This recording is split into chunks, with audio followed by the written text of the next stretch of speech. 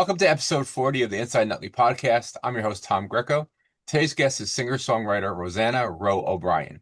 A lifelong resident of Nutley and a 2009 graduate of Nutley High School, Rose recently released her first full-length album under the name Roe Knows Best. The album is titled Now Arriving at Secaucus Junction. And now arriving on the Inside Nutley Podcast is Roe O'Brien. Welcome, Roe. Hey, how you doing, Tom? Good, I'm good. How about you? Good, good. Hanging in there. First of all, explain the difference between Roe O'Brien and Roe Knows Best. Well, she is kind of one and the same, but Rono's Best is my performance moniker. It did have its originations in, I graduated Ramapo College of New Jersey in 2013. We had like this capstone seminar senior course, and one of the parting words of advice that my advisor and the professor of that class, Ben Neal, had left with me in the class was basically, when you go out into the world, it's important that you are and establish yourself as an authority on something, to, be an individual. And I thought about that a lot. And so with that in mind, I had started a blog after I had graduated called Roe Knows Best. I said, what better way to establish myself as an authority than to say that I know best? And I liked the way it sounded and everything. And then, as time went on, I was playing music and songwriting at this time, but then all of a sudden I was like, you know what? Maybe it's beyond the blog. This should encapsulate, my music self as well. And I liked it because I had the ability then to use that name and be a complete solo artist, or I know I could, what I did this year is, put a band together and everything, and we could still be the Rono's Best band. So, very much one and the same, but Rono's Best definitely the music oriented part of myself and my brain. Okay. Well, Yeah. tell me about the new album, Now Arriving at Secaucus Junction. Yeah, so it's 9 tracks. It was recorded in Red Bank, New Jersey at Retro Media Sound Studios with my good friend and collaborator Doug Gallo, very talented musician and producer and mixing, mastering, all that stuff. But yeah, it's basically a culmination of what I believe to be my best songs up to this point that I've written. And yeah, they full band arrangements. I mean, I was playing acoustic solo for so long, but man, when we got in the studio, we really just made these songs, I think, come to life in like full, 3D. It deals with a lot of themes of the record include like rejection, anxiety, all those things I think that we kind of go through in life. It's just as human beings. But yeah, and it eventually kind of, as it was starting to shape, it had like this this Jersey feel to it. I mean, we have the title track, Secaucus Junction, is a track on the record.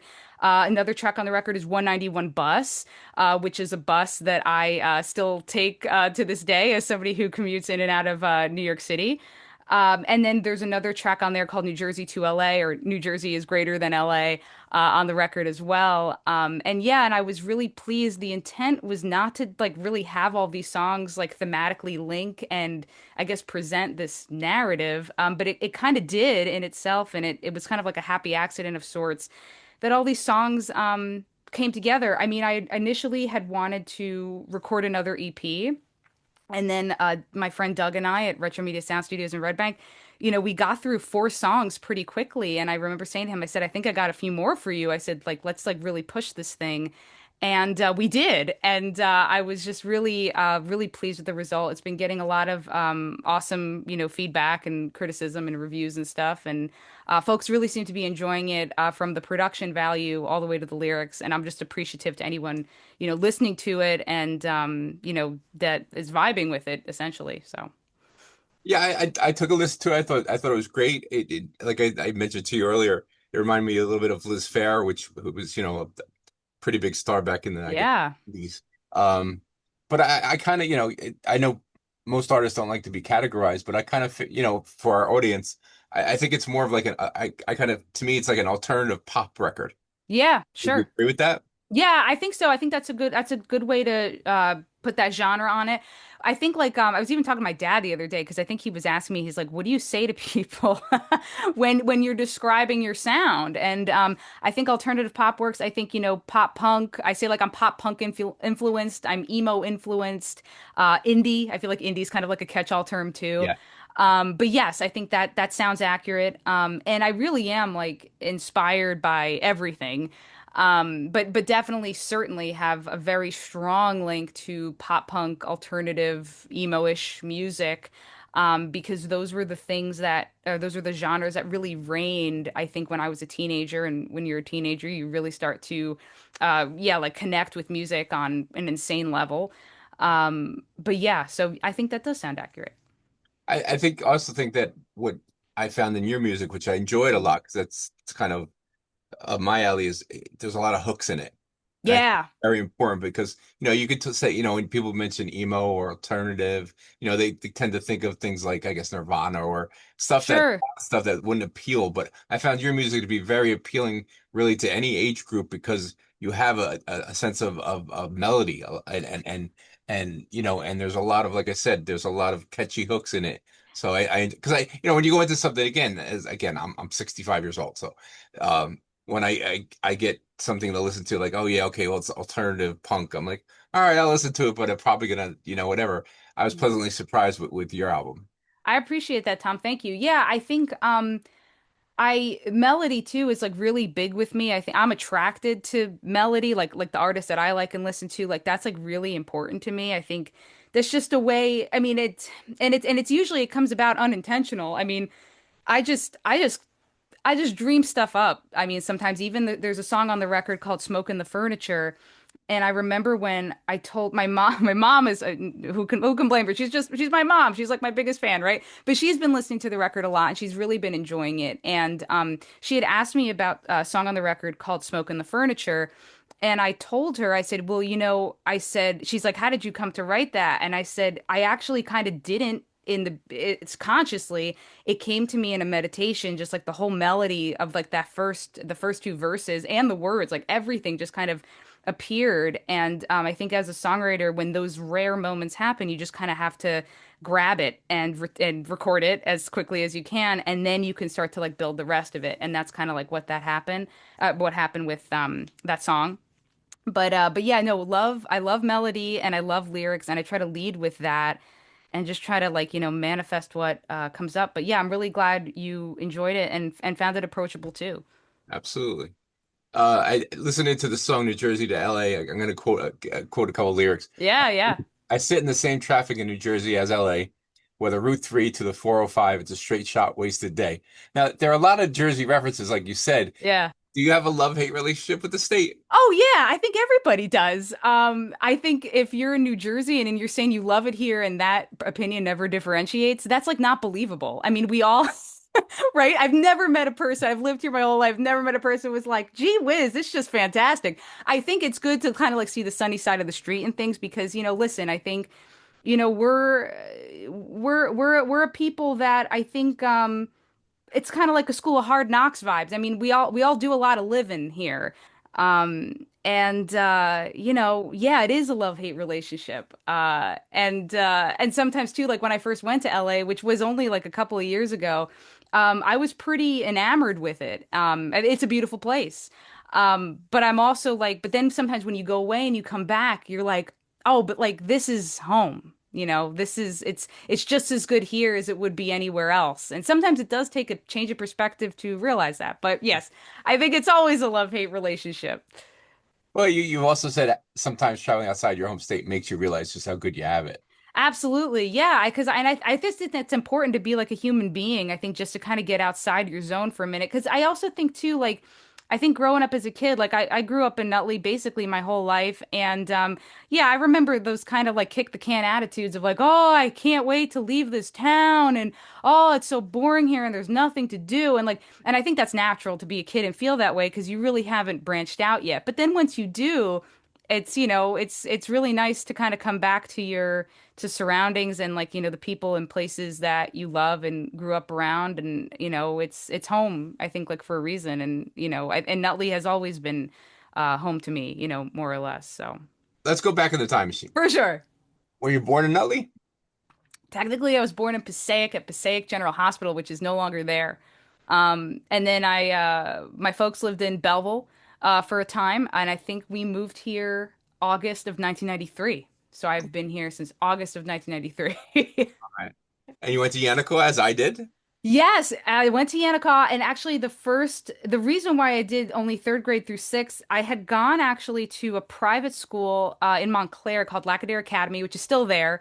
But I went there from kindergarten. Yeah, that's right. I went there from kindergarten to second grade, and it's a very small school. And I was advanced in like reading, like language arts, and so I was like taking the reading classes like a grade above. So like I would switch to the third grade class when I was in second grade, for example, to do, reading language arts. And I think there was conversation. I think my parents did not intend for me to just to continuously go to private school. It's expensive. I mean, if anybody has kids in private school, yeah, like, it adds up, especially, these days. But I think I had expressed interest as a child in going to public school. And I was the firstborn out of my family. My dad, super centric on like education, and like I was like the firstborn, and I think he wanted to make sure I was getting a good education. He did like a really funny thing, which I'll tell the story because again, it's Nutley centric. He basically asked permission from the superintendent, I think, to send me to a school that wasn't necessarily where I was in the neighborhood I lived, because that's how Nutley works. It's like you live closer to the school and then you go to that school. And my dad, God bless him, he was so, I think, focused on just like making sure I had a good education. He went and he interviewed every single principal of every Nutley Schools elementary school. Okay, so five interviews, and he picked their brain and he wanted to know, what they were all about. And the principal that he most resonated with, which was Mr. John Colicchio, who at the time was principal of Yantacaw School, and they really got along. And he then met third grade teacher. My third grade teacher, who became my third grade teacher, was Mrs. Story, who was also an incredible teacher. Really liked her as well. And that's why I ended up going to Yantacaw, because my dad really got along with John Colicchio. And then soon thereafter that he ended up becoming the principal to Franklin Middle School, which is now John H. Walker Middle School. But yeah, and also too, not uncommon. My family were Disney Vacation Club members for like years and years and years, so I always went down there as a kid.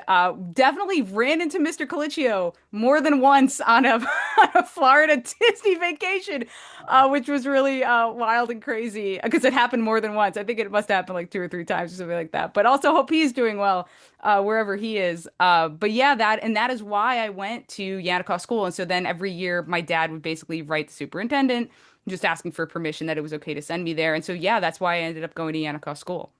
So where did you live though? What street were you living? So I'm in like I'm closer to like Lincoln School. Okay.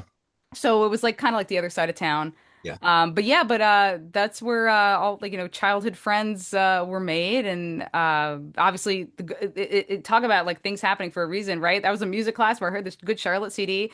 Also, too, like I was also talking to I was talking to somebody about this recently, just because it's funny because I love songwriting so much, and I've been doing it for so long, and I try to remember like why did this happen? Like, so I try to go back to my, the places in my life and like being like, why did that happen? And why was I interested in this?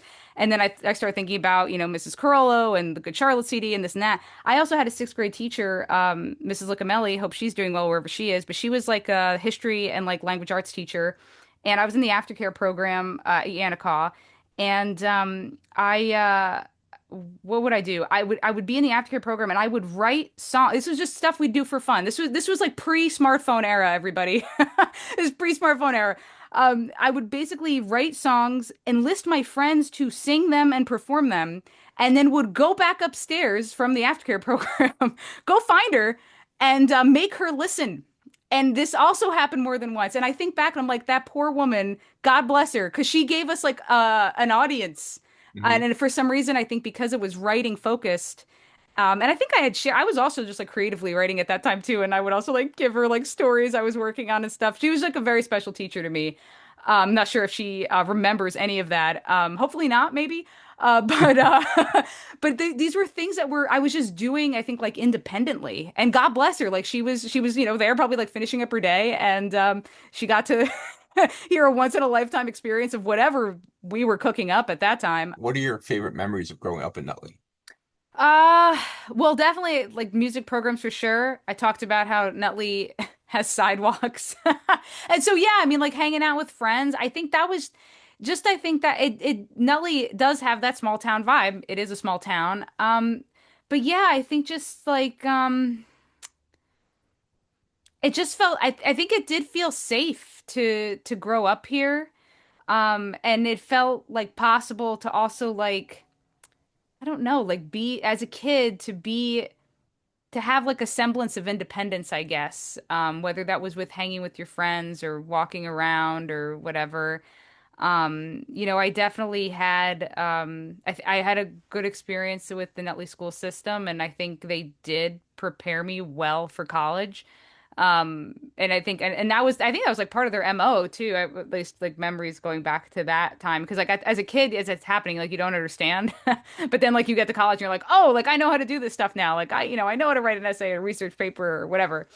But yeah, I just think just the friends I made here and the experiences I had, whether it was in the music program or whatever, um, it just it just felt like a good childhood upbringing. I think like yeah, it's just Nutley's a great small town. It felt safe to grow up here, and man, I think like whatever was going on at whatever stage of my life, I just, I think ultimately like felt supported by friends or teachers or, family. And I think the opportunities too that were like granted through the music programs that enabled like travel, whether that was like to Europe or whether it was to like, Hershey Park or wherever we went, that was Tell me just, about some of those trips to Europe. yeah, I mean, my sophomore year of high school, we did, I think it was 9 days. I went with the Nutley High School chamber singers. So that was kind of like our more a cappella style group. We kicked it off. We had a performance at Carnegie Hall, and then it was like the next day we were on a plane to Italy, and we sang at St. Mark's Basilica in Venice at like high noon mass, which was like a god tier experience. I mean, like man, like we'll never hard to top that, quite frankly. I mean, it was so great, and it was just kind of awesome too. Just like be there to be and forget that we were singing. It was just great to be there, but we also were singing, which was awesome. And then from Italy, we went to Austria and we visited like where Mozart was baptized, and we went to Salzburg and Graz, which is I think the second largest city in Austria, and we went to Vienna. And it was just such a beautiful trip, and it was a tour. I mean, like it was a grueling tour.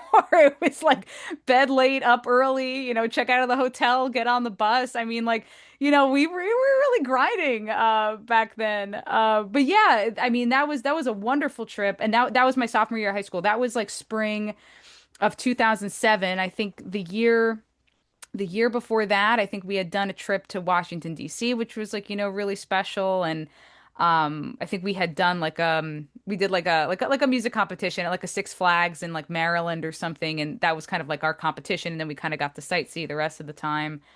But yeah, and then my junior year, and this was 2008, we went to Puerto Rico and we performed at like the University of Puerto Rico, and that was also like a really special trip. And then yeah, and then kind of like these Carnegie Hall performances throughout. I think I've lost count, honestly. I think I've performed at Carnegie Hall. It must be 6 or 7 times at this point. I haven't been back to perform in probably since I was in high school. I have certainly gone there to attend other concerts and events. But yeah, I mean, like, man, so special. And in the moment, you don't realize that like these times won't last forever. And everything must come to an end. We must graduate high school. But no, but they're really special to me, and I'm so glad that I got to do them. And it just just unique experiences. Just being a Nutley High School student, and really feel thankful to have done them. All right. Well, speaking of Nutley High School, Yeah. let's take a look at a couple pictures from Nutley High Oh, School sure. and get some of your feedback on that. How about that? Sure. How about this one? Oh my God. Yeah, this is oh my God, that's right. With the Jim Morrison Doors quote. Yeah, Yes. this is my high school yearbook photo, I think. Yeah, that's right. Right? Oh my Yep. God. So crazy. Yeah, we chased our pleasures here, dug our treasures there, but can you still recall the time we cried? Wow. Break on through. Class of '09. Yeah, that's amazing. I'll also say this, our Nutley actually, by and large, a couple years ago with Hurricane Ida, the town experienced a lot of flooding. My house was no exception, and I did lose my yearbooks. They all got Oh, wet. wow. So I actually don't even have this anymore. But it's great fun to see. I love that you you looked this up. Incredible. Were you a big Incredible. Doors fan in Oh high school? man, yeah, I love the Doors. I earlier on the pod, I think you were asking me if I was related to someone you knew. I don't know if this is true or not. This is like family. Like I don't know if this is true. Someone in the family, dad's side of the family, said this. We're allegedly related to John Densmore, who was the drummer. Remember, I yeah. I don't know. Apparently, he came to like some reunion. I wasn't there. Again, we'd have to really do some DNA testing. I don't know if I trust it. But I always used to like joke around that there is a Morrison line in my side of the family, the Irish side of the family. But I always used to joke, you could see my hair is so large, and it still is like today. It's kind of tamped down with the headphones. But I would joke and say like maybe I was related to Jim Morrison because my hair was just like so large. There you go. Yeah. All But right, yeah, let's look at another one. sure. Let's see. Ah, incredible. Yeah, there I am. This was let me see. This must have been, I'm trying to think of what kind there were this definitely a choir photo. This might have been, huh. I'm trying to think of what I'm looking at the faces. This must have been class of '09, I guess, maybe, or maybe this was Yeah, well, Chamber Singers. yeah, it's a Chamber Singers, I think, Oh, it's okay. from the yearbook. Yeah, Oh wow. Yeah, maybe this was my senior year. Yeah, this must have been my senior year if it's from the yearbook. right. But wow, I forgot that some of these people were in chamber singers. That's incredible. Incredible. Yeah, this is chamber singers. Unbelievable. Yeah, that's me with the big hair and the glasses in the background. And I was an Well, alto for those who are chorally inclined. That's the alto section over there. this one I think is my favorite. Sure. Uh, there you go. Oh my God. Tom, you're pulling these out of the woodwork. I guess this is all in the yearbook. That is so funny. I don't even remember where this was taken or what it was for. Unbelievable. Yes. I don't know if this was for a class. I have no idea what this was for. I didn't even know I was in this picture. The research is unparalleled on Inside Nutley Podcast, everybody. Unparalleled research. This is like Jimmy Fallon level research for Nutley, everybody. Uh Absolutely incredible. Yeah, that's me. Big hair, cracking up. When did you start performing professionally? Man, I mean, I definitely started honestly, I was kind of linking back to like Nutley High School times. I was kind of like a closeted songwriter for a while. I think I was really afraid to share um I think I was afraid to share what I was working on, that rejection feeling, your songs are your babies. And I was afraid that, what people would think. It really wasn't until like my senior year that I started like kind of like opening up and like, playing for friends and like things of that nature. But like, man, professionally, I don't know. I assume it must have happened in college. I mean, in terms of like, I guess like defining professionally as like you got money for your performance. I guess like maybe that started in college. And I think I just kind of, anytime an opportunity would come up after that point, I think I would just try to, say yes to it and go do it, whether it was paid or unpaid.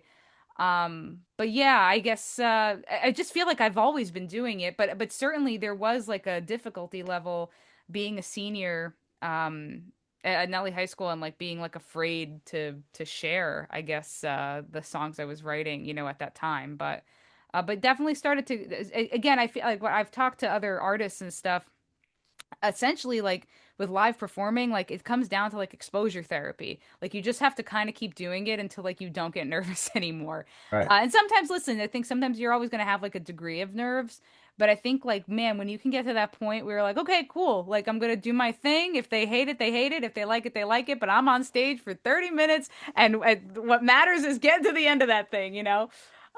So yeah, so I kind of just been performing forever and professionally, I guess like here and there in terms of like whether or not I was like, getting paid or what have you. Have you gone out live with the band yet? Yeah, so that was like a new venture this year. I did have like, well, with the current lineup, I had an opportunity to open for a band at the Stone Pony in 2022, and so I did get a band together for that. But I kind of borrowed my friend Max Roush, who I talked about, who's in that band Lake Effect. I did this collaborative EP with him called Weekend at Moushi's Volume 1. I kind of got him and his band to be my band for the Stone Pony gig. So there was that, but that was kind of like a one-off. But yeah, no, this year I definitely worked at getting a band together, and we performed throughout the year. Our first performance was that Montclair Porch Fest that I had alluded to, and it went really, really well, really great. God bless these guys, man. They learned all my songs, and you know we practiced, and throughout the summer, I mean, like we played shows here and there, and we also played Maplewood Stock, which is a really big music festival that Maplewood has in New Jersey, and had a really great time doing that. And yeah, we kind of like gigged around a little bit this summer. We also there's a infamous punk venue in Montclair called the Meat Locker. We played the Meat Locker this year. Madison Community Arts Center is a place too where I've played or where I've played or attend shows actually because like sometimes the lineups are just really good. But we played there in October, so yeah, I mean like you know band got together this year, and it's I hope to continue it into 2026. And right now I feel like we're kind of hunkering down because it's like holiday time. It's like a little tough. But what's great too about Roe Knows Best as a performance project or whatever, it's like if the band can't do it, I usually can solo, and if the band can do it, then that's also cool too. So got that like flexibility. Do you prefer one or the other? Band is so much fun. I like to try to do the band as much as I can because I'm spoiled by it. Like because I've just been performing solo for so long. It's so nice to have drums and like the guitar solo happening, and the bass, thumping away. So yeah, love when the band gets together, and hope to continue doing more of that into 2026. We're gonna do our quick hits part. Sure. Are you Sure. ready for that? Yeah, let's go. Favorite Jersey shore town? Oh, gotta go. Oh my God. I feel like it's like I love Asbury Park, Ocean City. I feel like I've had such good experiences in both. Quite different. Yeah, totally different. Totally different, but for good reasons. I think like Ocean City's cool like if you want to be like kind of like on the DL, you know? Like if you Mhm. just want to chill and like like I did like a friend has a recording studio out there. Like, I did like a songwriting retreat out there a couple summers ago, and it was nice to just like go by myself and like watch the sunrise and then like Yeah. songwrite all day. Anyway, but Asbury Park is also so much fun. Great community down there, and yeah, just like obviously more perhaps more going on, but I have really good memories like in both places. All right. Springsteen or Bon Jovi or My Chemical Romance? Oh, it's gotta be Springsteen. I love My Chem. My Chem was really big too when I was like in high school. I had or still have it. Three Cheers for Sweet Revenge on CD. Was definitely watching music video television at that time. Love Gerard Way, love My Chem. But I feel like as I get older, I don't know. I just feel like there's treasures waiting to be unlocked in Bruce discography that I have not yet unlocked or something. I feel like there's still magic to be experienced that I'm looking forward to experiencing. I think as I get older and do those kind of deep dives, I guess, into Bruce's discography. Giants or Jets? Oh, oh man, they're both so miserable. They're really struggling. I catch them here and there, man, but like yeah, I'm not totally dedicated. I think like you know what? I'm gonna go Jets because I feel like the Jets need a miracle. Like not, I think not this season. Like that's already been established. It's not happening this season. But I think I feel for Jets fans. I think I just want that catharsis for them. I want them to get there. So let's just go Jets because I think they need it. They need it, Okay. man. All right. Yankees or Mets? Yankees. Okay. Why?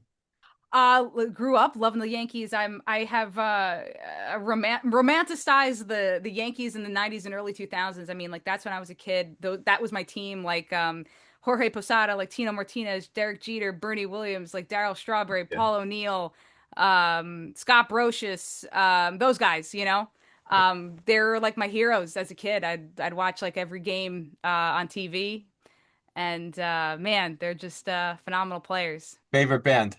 Oh God. Oh, don't do this to me. What is my favorite band? I feel like I listen to so much music. How crazy is that I don't like know my favorite band? Give me a minute, Tom. Jesus. I feel like I have to decompress because I feel like I'm always listening to so many things. I mean, I think Green Day's got to be in like that top tier. I mean, they really changed a lot of things for me, and they really meant a lot to me growing up, especially with that American Idiot album release. I eventually then went back and like discovered everything else. Yeah, I think we'll go Green Day for that at this point in time. They really changed my life. I mean, like they were the ones who motivated me to like teach myself guitar essentially, and to continue writing songs. So we'll go Green Day. How has Nutley influenced your life? Man, I think all good stories have to come from a good foundation. And Nutley, I think, has just been such a good foundation in my life since the time I was a kid. And therefore, with a good foundation, a great house can be built. And so I, I hope to be, as I go out in the world, that great house, moving throughout the world, of which Nutley is the foundation. Because I think as much as you are raised by, your parents, your family, your friends, I think in part, the town raises you too, whether that's like the schools you go to, or like the, programs in which you participate, especially as a child in your most formative years. So yeah, I think that's my answer to that. What are you most proud of? I'm really proud of this record I just put out, now arriving at Secaucus Junction, available on all digital streaming platforms. It truly is a labor of love. It's so much fun to write songs and record them with friends. It is also a lot of work. Getting it out there and all of that. And man, when you're finally able to release that thing that you've been working so hard on, it's just really rewarding. And I am very proud of it. And I'm glad that folks, seem to be listening and enjoying it. And yeah, I think that's probably the thing I'm most proud of. And I think I'm also most proud of, I think going out and trying to represent Nutley in a positive way because it's the place where I'm from. And I guess all the institutions of learning in which I have participated in, just trying to, I think, be a good human out in the world and, love others, help others, be kind and compassionate towards others, and, you know, just, and sometimes in a world of darkness in which we arguably live at times, just to kind of like, be that bright light in the world of people. And again, informed by foundation, whether that's childhood upbringing, or, the places we go to after that point. But yeah, Roe O'Brien, thank you so much for thanks so joining much, us on Tom. Inside Nutley. It's Thank you been for having great me. talking to you, great meeting you, and good Likewise. luck on the album and the career. You sound great. I Thank you. recommend, and people who know me know I'm a music nut, and I'm being honest. I really enjoyed the record, and I think everybody should give it a try. Appreciate that, Tom. Thank you so much. All right, Ro, take care of yourself. Merry You as Christmas. well. Merry Christmas. Bye Bye-bye. bye.